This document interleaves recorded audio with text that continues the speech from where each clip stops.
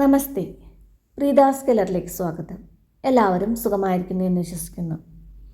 ഇന്ന് നമ്മളിവിടെ ഉണ്ടാക്കാൻ പോകുന്നത് പാലക്കാടിൻ്റെ സ്വന്തം കാന്തി ചമ്മന്തിയാണ്. കാന്തി ചമ്മന്തി എന്നും ഗാന്ധി ചമ്മന്തി എന്നും രണ്ട് തരത്തിൽ ഈ ചമ്മന്തി പറയാറുണ്ട്. പിന്നെ അത് ഇഡ്ലിയുടെയും ദോശയുടെയും കൂടെ മാത്രമല്ല, വടയുടെയും ബജ്ജിയുടെയും എല്ലാറ്റിൻ്റെയും കൂടെ പോകുന്ന ഒരു അടിപൊളി ചമ്മന്തി കൂടിയാണ്. നല്ല ടേസ്റ്റുമാണ്. അപ്പോൾ വീഡിയോ എല്ലാവരും സ്കിപ്പ് ചെയ്യാതെ മുഴുവനായിട്ട് കാണുമെന്ന് വിചാരിക്കുന്നു. വീഡിയോ ഇഷ്ടമായിട്ടുണ്ടെങ്കിൽ ഒന്ന് ലൈക്ക് ചെയ്യാനും മറ്റുള്ളവർക്കൊക്കെ ഷെയർ ചെയ്ത് കൊടുക്കാനും മറക്കില്ലല്ലോ.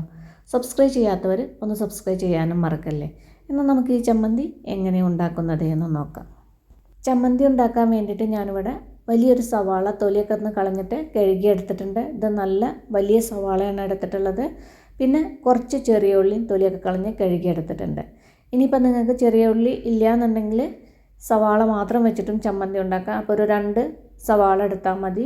ഇനി അതല്ലെങ്കിൽ സവാള വേണ്ടാന്നുണ്ടെങ്കിൽ ചെറിയ ഉള്ളി മാത്രം വെച്ചിട്ടും നമ്മുടെ ചമ്മന്തി ഉണ്ടാക്കാം. പിന്നെ ഈ ചമ്മന്തി ഉണ്ടാക്കാൻ വേണ്ടിയിട്ട് ഒരുപാട് ഇൻഗ്രീഡിയൻസിൻ്റെ ഒന്നും ആവശ്യമില്ല. 3 ഇൻഗ്രീഡിയൻ്റ് ഈ ചമ്മന്തിക്ക് ആവശ്യമുള്ളൂ.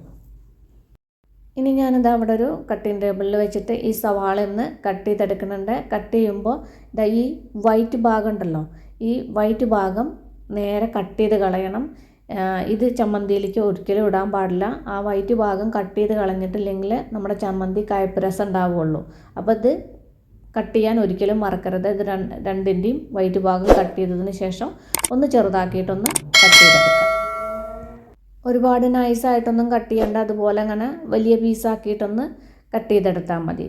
ഇപ്പം ഞാനിതാ ആ സവാള എല്ലാം കട്ട് ചെയ്ത് എടുത്തിട്ടുണ്ട്. ഇനി നമുക്ക് ചമ്മന്തി അരച്ചെടുക്കാൻ വേണ്ടിയിട്ട് മിക്സിയുടെ ഒരു ചെറിയ ജാർ എടുത്തിട്ടുണ്ട്. അതിലേക്ക് നമ്മൾ ഈ കട്ട് ചെയ്ത് വെച്ച സവാള ഉണ്ടല്ലോ അത് ഇതിലേക്ക് ഇട്ട് കൊടുക്കുക. പിന്നെ നമ്മൾ നേരത്തെ അവിടെ എടുത്ത് വെച്ച ചെറിയ ഉള്ളി ഉണ്ടല്ലോ, ആ ചെറിയ ഉള്ളി ഇതിലേക്ക് ഇട്ട് കൊടുക്കുക. വേണമെന്നുണ്ടെങ്കിൽ നിങ്ങൾക്ക് വലിയ ചെറിയ ഉള്ളിയൊക്കെ ഒന്ന് രണ്ടാക്കിയിട്ട് കട്ട് ചെയ്തിട്ട് കൊടുക്കാം.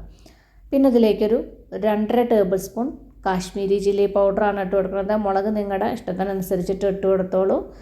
ഇനി ഇത് വെള്ളമൊന്നും ചേർക്കാതെ നന്നായിട്ടൊന്ന് അരച്ചെടുക്കുക. ഇനി ചെറിയൊരു ബൗൾ എടുത്തിട്ടുണ്ട് ഞാൻ. അതിലേക്ക് നമ്മൾ ഈ അരച്ചു വെച്ച ഉള്ളി ചമ്മന്തി ഉണ്ടല്ലോ അത് ഇതിലേക്ക് ഇട്ട് കൊടുക്കുക. ഇത് കണ്ടില്ലേ, വെള്ളത്തിൻ്റെ ഒന്നും ആവശ്യമില്ല. ആ സവാളയിൽ മുളക് പൊടി ഇട്ടിട്ട് നേരെ അരഞ്ഞ് കിട്ടും. പിന്നെ ഈ ചമ്മന്തിയിലേക്ക് ആവശ്യത്തിനുള്ള ഉപ്പ് കൂടി ഇട്ട് കൊടുക്കുക. ഇതുപോലെ ചമ്മന്തി അരച്ചതിന് ശേഷം ഉപ്പിട്ട് കൊടുത്താൽ മതി. ഉപ്പിട്ടതിന് ശേഷം നേരെ ഒന്ന് മിക്സ് ചെയ്തെടുക്കുക. ഇനി നിങ്ങൾക്ക് വേണമെന്നുണ്ടെങ്കിൽ ആ ചമ്മന്തി അരയ്ക്കുമ്പോൾ അതിൻ്റെ കൂടെ ചെറിയൊരു പുളിയുടെ കഷ്ണവും കൂടി ഇട്ടിട്ട് അരയ്ക്കാം. ഒരുപാട് വേണ്ട, ചെറിയൊരു കഷ്ണം ഇട്ടിട്ട് അരച്ചെടുക്കാം. ഞാനിതിൽ പുളിയൊന്നും ചേർത്തിട്ടില്ല. അപ്പോൾ ദോശയ്ക്കാണ് ഉണ്ടാക്കുന്നത്. അപ്പോൾ എനിക്ക് പുളി വേണ്ട, അതുകൊണ്ടാണ് ഞാൻ പുളി ചേർക്കാത്തത്. ഉപ്പൊക്കെ ഇട്ടതിന് ശേഷം നേരെ മിക്സ് ചെയ്ത് കഴിഞ്ഞില്ലേ. ഇനി ഇത് ഇതേപോലെ നമുക്ക് കഴിക്കാം. ഓപ്ഷണലാണ്, നിങ്ങൾക്ക് വേണമെന്നുണ്ടെങ്കിൽ മാത്രം. ഇത് കണ്ടില്ലേ, വെളിച്ചെണ്ണ നല്ലോണം ചൂടാക്കിയിട്ട് ഇതുപോലെ നല്ലോണം ചൂടാക്കിയതിന് ശേഷം അതിൻ്റെ മുകളിലേക്കൊന്ന് ഒഴിച്ചു കൊടുക്കുക. ഇത് വേണ്ടാന്നുണ്ടെങ്കിൽ നിങ്ങൾക്കിത് സ്കിപ്പ് ചെയ്യാം.